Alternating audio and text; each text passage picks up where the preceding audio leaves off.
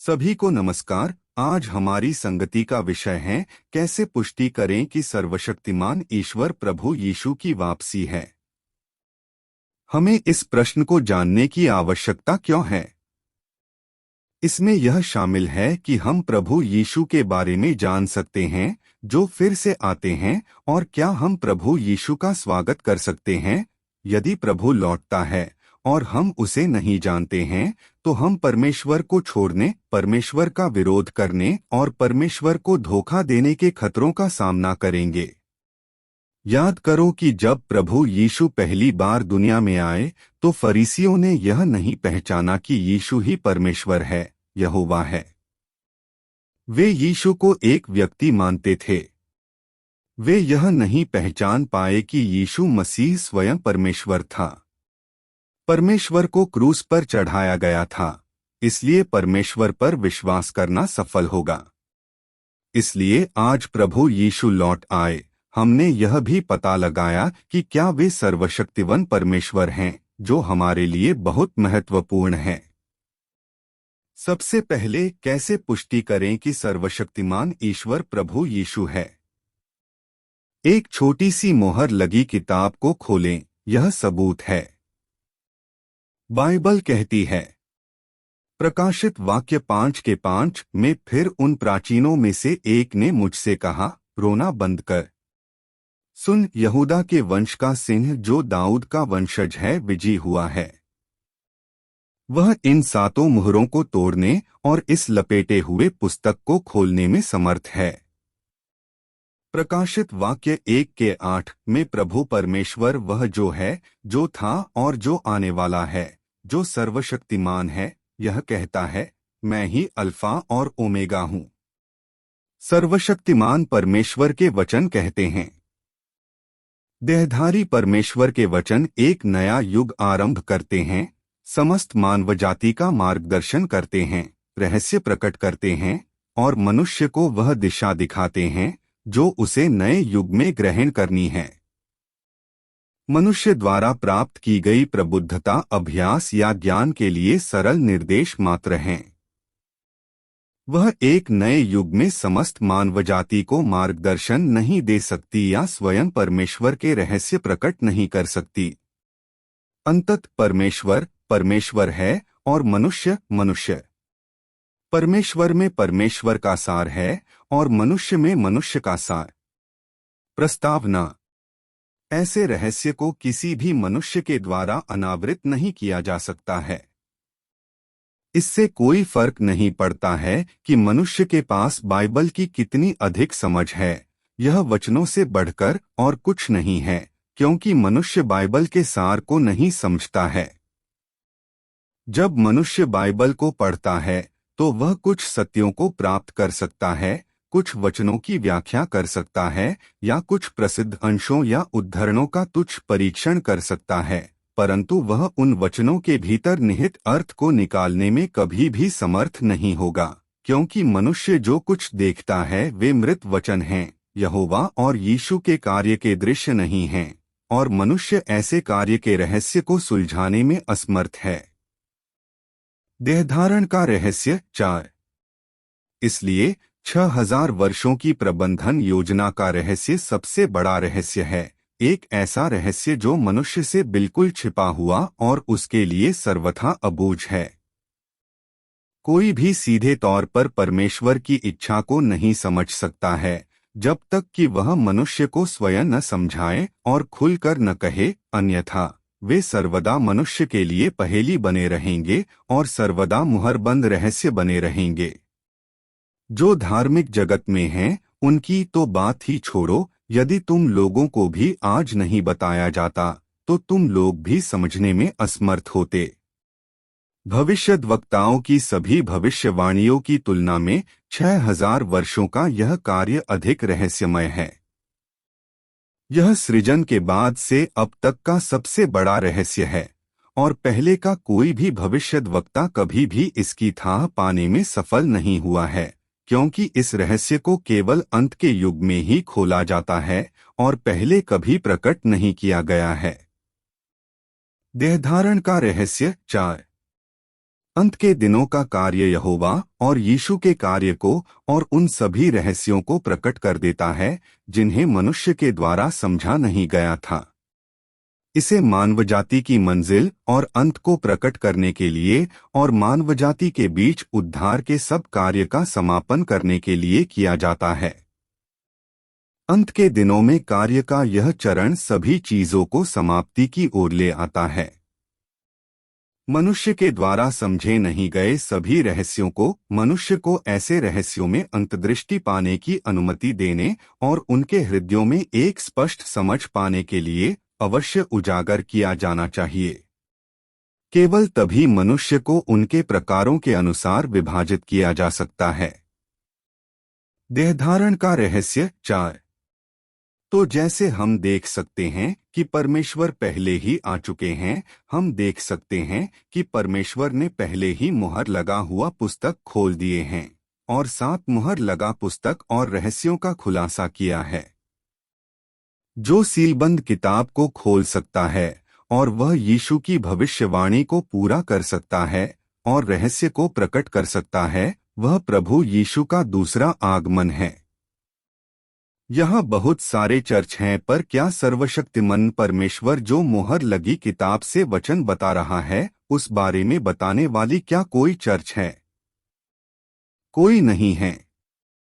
केवल सर्वशक्तिमान परमेश्वर द्वारा ही सत्य मुहर बंद किताब को खोला गया है। सर्वशक्तिमान परमेश्वर सत्य व्यक्त वही 7 मुहर लगा पुस्तक हैं। सारी मानव जाति अब हजारों वर्षों से जीवित है। क्या उस महापुरुष या चर्च के नेता को पता है कि सीलबंद किताब में क्या है? नहीं। क्या आपने इसे सुना है? केवल सर्वशक्तिमान परमेश्वर के चर्च ने इसे व्यक्त किया। क्या यह जांच के लायक नहीं है? यही एकमात्र आशा है। यदि सर्वशक्तिमान परमेश्वर लौटे हुए प्रभु यीशु नहीं हैं, तो मुहर बंद पुस्तक को कौन खोल सकता है? और कौन रहस्य को खोल सकता है? यदि वह परमेश्वर नहीं है, तो वह स्वयं परमेश्वर के रहस्य को उजागर नहीं कर सकता है। हजारों वर्षों भी महापुरुष, प्रसिद्ध लोग, महान व्यक्ति और पादरी ऐसा नहीं कर सकते। केवल सर्वशक्तिमान परमेश्वर ही प्रभु की वापसी है। उन्होंने सूचीपत्र खोला और पूरा किया, इसलिए यह विश्वास किया जा सकता है कि वह स्वयं प्रभु यीशु हैं, क्योंकि केवल प्रभु यीशु ही अपना काम पूरा कर सकते हैं और कोई भी परमेश्वर का काम नहीं कर सकता है सिवाय परमेश्वर के। जो सूचीपत्र को उजागर कर सकता है और रहस्य को उजागर कर सकता है, वह परमेश्वर है, वह प्रभु यीशु की वापसी है। जो यीशु की भविष्यवाणी को पूरा कर सकता है और यीशु की भविष्यवाणी को पूरा कर सकता है, वह प्रभु यीशु की वापसी है। बाइबल में कौन से रहस्यों को सर्वशक्तिमान परमेश्वर ने खोला है और प्रभु यीशु की कौन सी भविष्यवाणियों को पूरा किया है? एक सरल उदाहरण लेते हैं। सर्वशक्तिमान परमेश्वर, अंतिम दिनों का मसीह, हमारे लिए महत्वपूर्ण रहस्यों को प्रकट करता है जो अतीत, वर्तमान और भविष्य के हैं, जो परमेश्वर की प्रबंधन योजना से संबंधित है। वह मानव जाति के परमेश्वर के प्रबंधन, वर्तमान समय तक मानव जाति के विकास और व्यवस्था के युग में परमेश्वर के कार्य की अंदरूनी कहानियों, अनुग्रह के युग में उसकी उद्धार का कार्य और उसके राज्य के युग में न्याय के कार्य का खुलासा करता है। वह बाइबल के बारे में सार और सच्चाई को प्रकट करता है।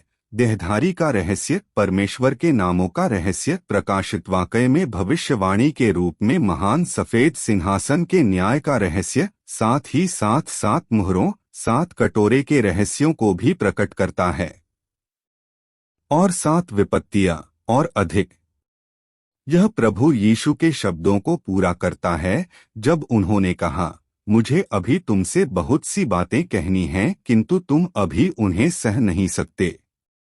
किंतु जब सत्य का आत्मा आएगा तो वह तुम्हें पूर्ण सत्य की राह दिखाएगा, क्योंकि वह अपनी ओर से कुछ नहीं कहेगा, वह जो कुछ सुनेगा वही बताएगा, और जो कुछ होने वाला है उसको प्रकट करेगा। यूहन्ना 16 के 12-13। सर्वशक्तिमान परमेश्वर द्वारा प्रकट किए गए ये रहस्य परमेश्वर और उनके काम से संबंधित हैं, साथ ही साथ उन चीजों को भी प्राप्त करेंगे जो परमेश्वर भविष्य में पूरा करेंगे। ये रहस्य परमेश्वर की प्रबंधन योजना से जुड़े हैं और परमेश्वर के अलावा इन्हें कोई नहीं जान सकता। इसलिए हम इस बात से निश्चित हो सकते हैं कि सर्वशक्तिमान परमेश्वर की वाणी पवित्र आत्मा के भाव हैं और वे परमेश्वर की वाणी हैं। भाइयों और बहनों, यहाँ मैं एक और शब्द रखूंगी। आइए पढ़ते हैं प्रभु के कहे शब्द। सर्वशक्तिमान परमेश्वर के वचन कहते हैं, ऐसी चीज की जांच पड़ताल करना कठिन नहीं है, परंतु इसके लिए हम में से प्रत्येक को इस सत्य को जानने की जरूरत है, जो देहधारी परमेश्वर है उसके पास परमेश्वर का सार होगा, और जो देहधारी परमेश्वर है उसके पास परमेश्वर की अभिव्यक्ति होगी। चूंकि परमेश्वर ने देह धारण किया है, इसलिए वह उस कार्य को सामने लाएगा जो वह करना चाहता है, और चूंकि परमेश्वर ने देह धारण किया है, इसलिए वह उसे अभिव्यक्त करेगा जो वह है, और वह मनुष्य के लिए सत्य को लाने, उसे जीवन प्रदान करने और उसे मार्ग दिखाने में सक्षम होगा। जिस देह में परमेश्वर का सार नहीं है, वह निश्चित रूप से देहधारी परमेश्वर नहीं है, इसमें कोई संदेह नहीं।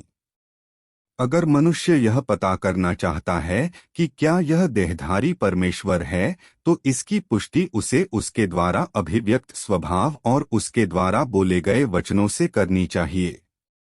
इसे ऐसे कहें, व्यक्ति को इस बात का निश्चय कि यह देहधारी परमेश्वर है या नहीं और कि यह सही मार्ग है या नहीं, उसके सार से करना चाहिए। और इसलिए यह निर्धारित करने की कुंजी कि यह देहधारी परमेश्वर की देह है या नहीं, उसके बाहरी स्वरूप के बजाय उसके सार, उसका कार्य, उसके कथन, उसका स्वभाव और कई अन्य पहलू में निहित है। यदि मनुष्य केवल उसके बाहरी स्वरूप की ही जांच करता है और परिणाम स्वरूप उसके सार की अनदेखी करता है, तो इससे उसके अनाड़ी और अज्ञानी होने का पता चलता है। बाहरी स्वरूप सार का निर्धारण नहीं कर सकता। इतना ही नहीं, परमेश्वर का कार्य कभी भी मनुष्य की अवधारणाओं के अनुरूप नहीं हो सकता। क्या यीशु का बाहरी रूपरंग मनुष्य की अवधारणाओं के विपरीत नहीं था? क्या उसका चेहरा और पोशाक उसकी वास्तविक पहचान के बारे में कोई सुराग देने में असमर्थ नहीं थे? प्रस्तावना समझ यह पुष्टि करने के लिए कि क्या वह परमेश्वर का देहधारण है, यह इस बात पर निर्भर करता है कि क्या वह यीशु की भविष्यवाणियों की पूर्ति कर सकता है। क्या वह यीशु के कार्य को पूरा कर सकता है और उस कार्य को पूरा कर सकता है जो यीशु ने पूरा नहीं किया था। वास्तव में यीशु ने कहा कि अभी भी हमें बताने के लिए बहुत सी चीजें हैं, लेकिन हम उन्हें सहन नहीं कर सकते। उस समय यीशु ने यह नहीं कहा कि सर्वशक्तिमान परमेश्वर इन सभी रहस्यों को खोलने के लिए आते हैं और सभी सत्य व्यक्त करता है। इस सत्य को किसी पादरी या महापुरुष द्वारा व्यक्त नहीं किया जा सकता है। जब हम न्याय करते हैं कि क्या परमेश्वर देहधारण होता है, तो कुंजी यह है कि हम उसका सार देखें, क्या वह परमेश्वर का कार्य कर सकता है और क्या वह सत्य को व्यक्त कर सकता है। यह सबसे सटीक है। उदाहरण के लिए हम मापते हैं कि कोई व्यक्ति डॉक्टर है, न कि उसकी शक्ल से बल्कि उसकी नौकरी से क्या वह दूसरों को ठीक करेगा, और अगर उसके पास सच्चा टैलेंट नहीं है तो वह नकली है। हम न्याय करते हैं कि परमेश्वर देह धारण है या नहीं, क्या वही है, न कि उपस्थिति से, लेकिन क्या वह सत्य को व्यक्त कर सकता है। यदि वह सत्य को व्यक्त नहीं कर सकता है और अगर परमेश्वर का कार्य नहीं कर सकता है, तो वह निश्चित रूप से परमेश्वर नहीं है। सत्य को व्यक्त करने के लिए पादरी या बुजुर्ग कभी भी ऐसा काम नहीं कर सकते। चाहे उनके पास कितना भी ज्ञान क्यों न हो, फिर भी वे भ्रष्ट इंसान हैं, न कि परमेश्वर, न कि मसीह।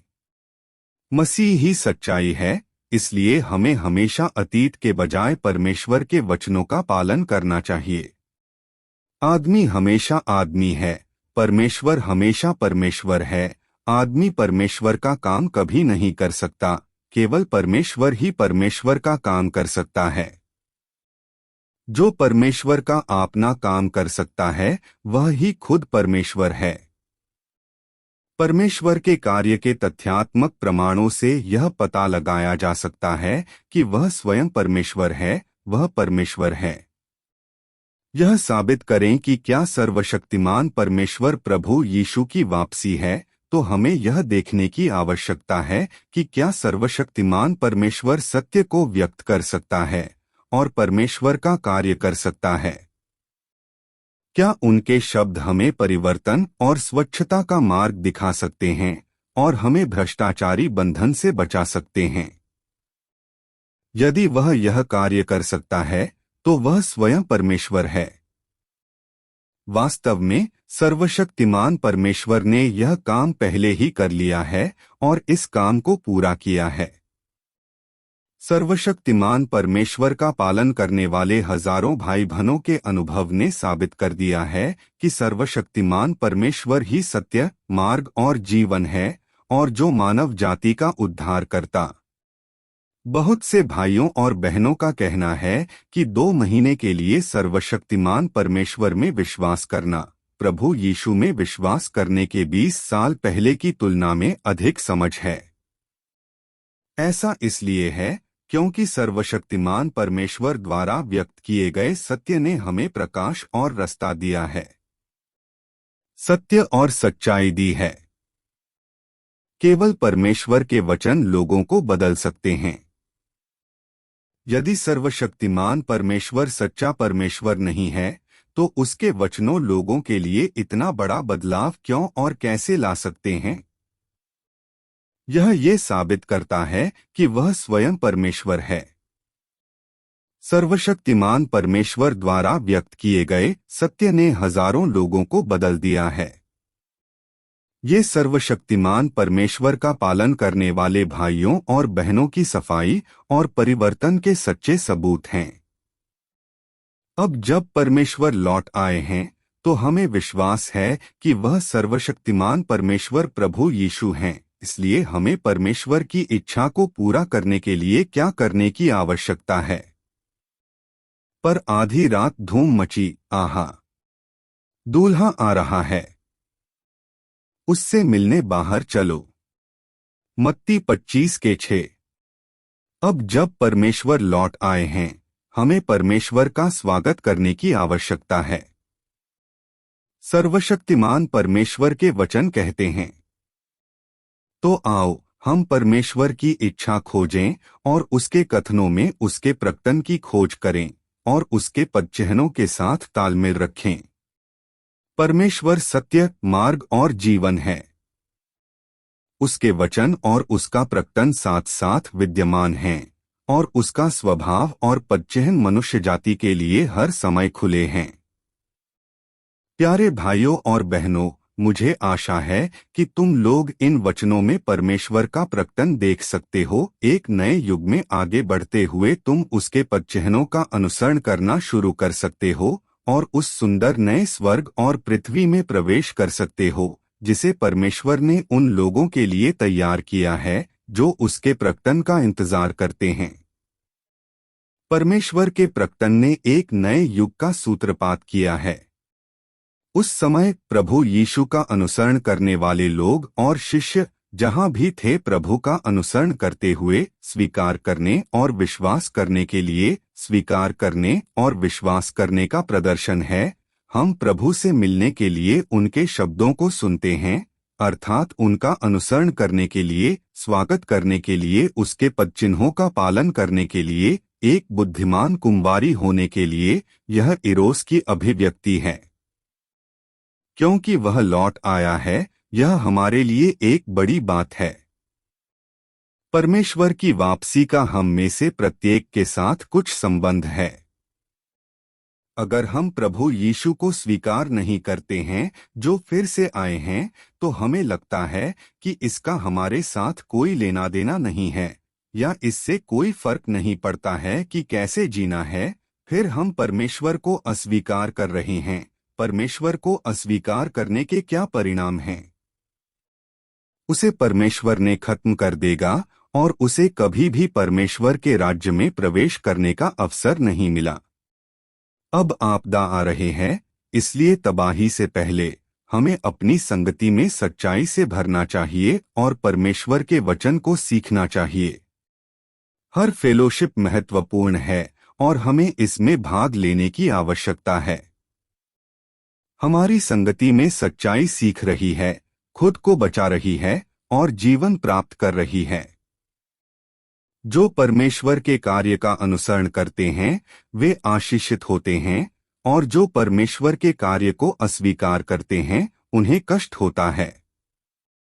परमेश्वर का काम लोगों का कभी इंतजार नहीं करता है, भले ही लोग इसे स्वीकार करें या न करें। जब समय आता है, परमेश्वर का काम खत्म हो जाता है। यदि हम सक्रिय रूप से परमेश्वर के काम की तलाश नहीं करते हैं, जबकि परमेश्वर मानव जाति को बचा रहा है, और जब परमेश्वर का काम खत्म हो जाएगा, और यदि हम मानव जाति को बचाने और सच्चाई का पीछा करने जाएंगे तब परमेश्वर के अवसर को याद करते हैं, तो बहुत देर हो जाएगी। परमेश्वर का काम बिना किसी चमत्कार को देखे ही समाप्त हो जाता है, केवल सत्य व्यक्त किया जाता है, क्योंकि जब हम कोई चमत्कार नहीं देखते हैं लेकिन सत्य व्यक्त किया जाता है, यह परमेश्वर के उद्धार का कार्य और गुप्त रूप से आने की ओर है। यदि हम सिर्फ विश्वास करते हैं और परमेश्वर के बादल पर आने इंतजार करते हैं, तो हम परमेश्वर की वापसी का स्वागत करने का अवसर खो देंगे। हमें यह सबक सीखना चाहिए, और हम तब तक इंतजार नहीं कर सकते जब तक कि परमेश्वर सार्वजनिक रूप से बादलों पर उतर कर आए और यह विश्वास न कर लें कि परमेश्वर लौट आए हैं। उस समय बहुत देर हो चुकी होगी। यह परमेश्वर की वापसी नहीं है, लेकिन यह समय है कि परमेश्वर इस युग को समाप्त करने के लिए सार्वजनिक रूप से प्रकट हुए हैं। परमेश्वर लौट आए हैं और हम में से प्रत्येक के साथ एक रिश्ता है। अगर हम इसे स्वीकार नहीं करते हैं तो कोई मौका नहीं होगा। भाइयों और बहनों, परमेश्वर लौट आए हैं और इसका हम में से प्रत्येक के साथ कुछ लेना देना है, क्योंकि हमें उनके उद्धार और उनकी देखभाल और सुरक्षा की जरूरत है, ताकि हम परमेश्वर के राज्य में जा सकें, आपदाओं से बच सकें और जीवित रह सकें। इसलिए हमें अधिक से अधिक एकत्र होकर उनके वचनों को ज्यादा से ज्यादा पढ़ना चाहिए। तीसरा, प्रभु यीशु की वापसी को स्वीकार नहीं करना, सर्वशक्तिमान परमेश्वर को अस्वीकार करने के परिणाम। सर्वशक्तिमान परमेश्वर के वचन कहते हैं, परमेश्वर की वाणी सुनने के बाद भी मनुष्य अपने रास्ते पर चलता रहता है।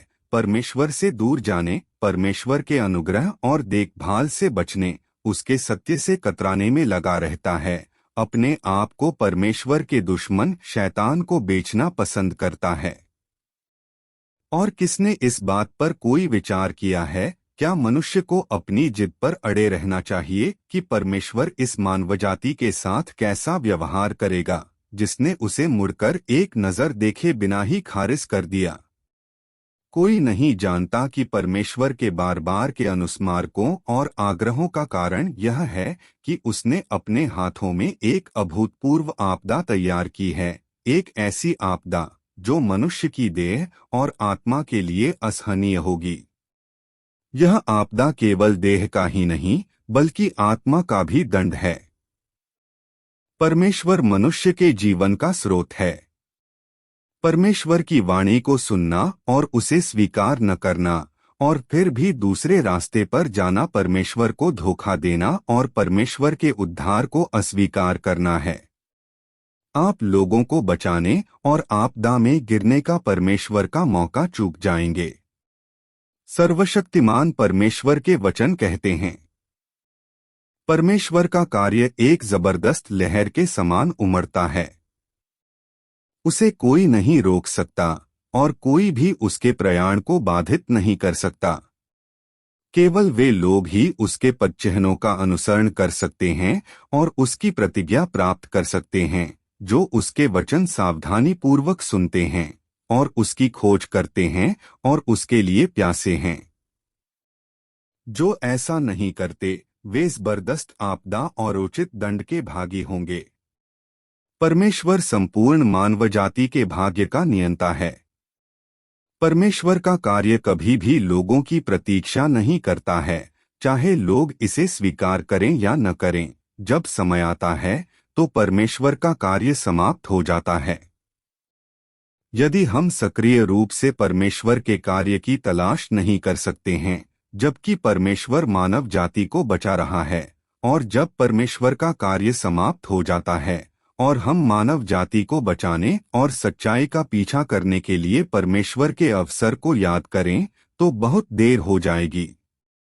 सर्वशक्तिमान परमेश्वर के वचन कहते हैं, शायद वह तुम्हारे लिए एक बड़ी उत्तेजना का समय होगा, मगर तुम्हें पता होना चाहिए कि जिस समय तुम यीशु को स्वर्ग से उतरते देखोगे, यही वह समय भी होगा जब तुम दंडित किए जाने के लिए नीचे नरक में जाओगे।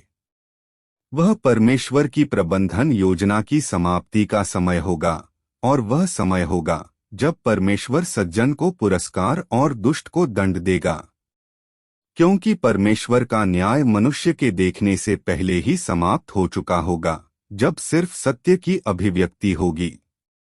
वे जो सत्य को स्वीकार करते हैं और संकेतों की खोज नहीं करते और इस प्रकार शुद्ध कर दिए गए हैं, वे परमेश्वर के सिंहासन के सामने लौट चुके होंगे और सृष्टिकर्ता के आलिंगन में प्रवेश कर चुके होंगे।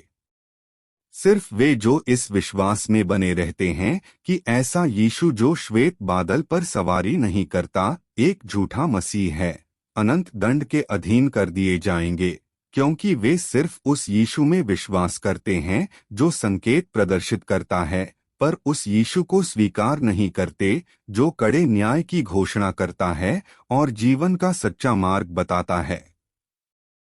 इसलिए केवल यही हो सकता है कि जब यीशु खुलेआम श्वेत बादल पर वापस लौटे तो वह उनके साथ निपटे। जब तक तुम यीशु के आध्यात्मिक शरीर को देखोगे, परमेश्वर स्वर्ग और पृथ्वी को नया बना चुका होगा। परमेश्वर का कार्य बिना किसी चमत्कार को देखे ही समाप्त हो जाता है, केवल सत्य व्यक्त किया जाता है, क्योंकि जब हम कोई चमत्कार नहीं देखते हैं लेकिन सत्य व्यक्त किया जाता है, यह परमेश्वर के उद्धार का कार्य है और गुप्त रूप से आने की अवस्था है। यदि हम सिर्फ परमेश्वर के बादल पर आने की प्रतीक्षा करते हैं, तो हम परमेश्वर की वापसी का स्वागत करने का अवसर खो देंगे। यह सर्वशक्तिमान परमेश्वर पर विश्वास करने में बहुत देर हो चुकी है, जब परमेश्वर को पृथ्वी पर आपदाएं भेजते देखते हैं। क्योंकि जब हम देखते हैं कि परमेश्वर बादलों पर है और वापस आया है, यह महान आपदा के शुरू होने का समय होगा। नूह की बाढ़ की तरह, जब उसने बाढ़ को देखा तो लोग सिर्फ नाव के पास जाने के बारे में सोचते थे, लेकिन नाव का दरवाजा पहले से ही बंद था। हमें यह सबक सीखना चाहिए कि हम तब तक इंतजार नहीं कर सकते जब तक कि परमेश्वर सार्वजनिक रूप से बादलों पर उतरकर यह विश्वास न कर लें कि परमेश्वर लौट आए हैं। उस समय बहुत देर हो चुकी होगी। यह परमेश्वर की वापसी नहीं है, लेकिन यह समय है कि परमेश्वर इस युग को समाप्त करने के लिए सार्वजनिक रूप से प्रकट होते हैं। आज का वचन इतना ही। अगले वचन के लिए चैनल सब्सक्राइब कर लीजिए।